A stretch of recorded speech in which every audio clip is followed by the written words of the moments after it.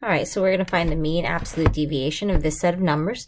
So the first thing we have to do is add them all up, and I do like to put them in order when I add them. Just makes it easier for me to look at them and then to do the subtraction later. 47 and 48. Got 55. There's 57 and 57.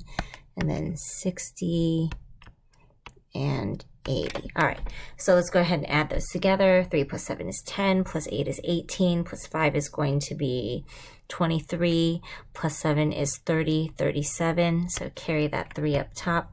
3 plus 2 is 5, plus 3 is going to be 8.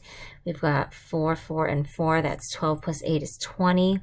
5, 5, and 5, that's 15, so that's 35.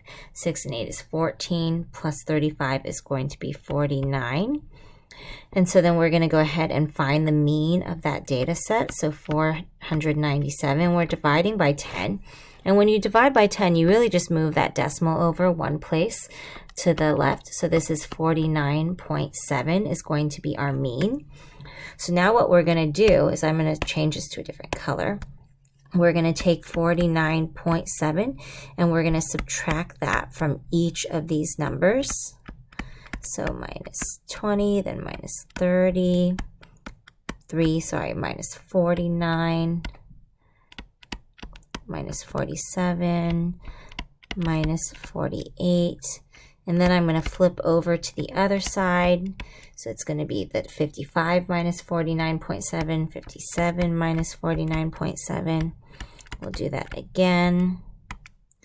60 minus 49.7, and then 80 minus 49.7.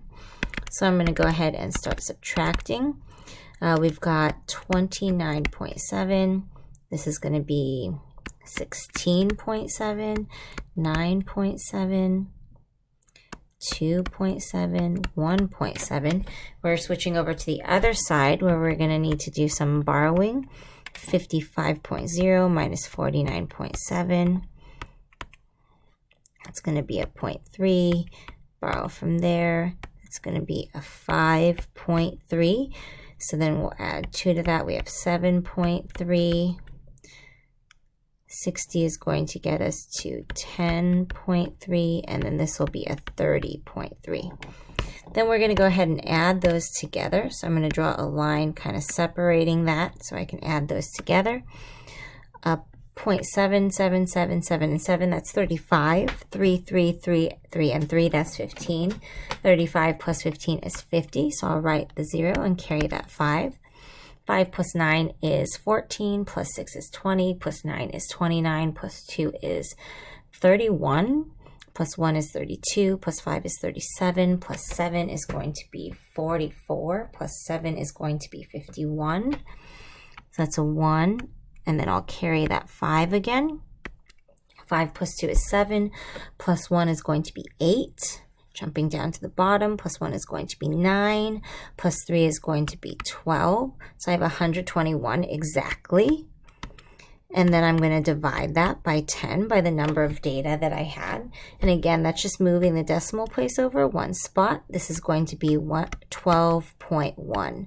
So the mean absolute deviation of this set of numbers is 12.1.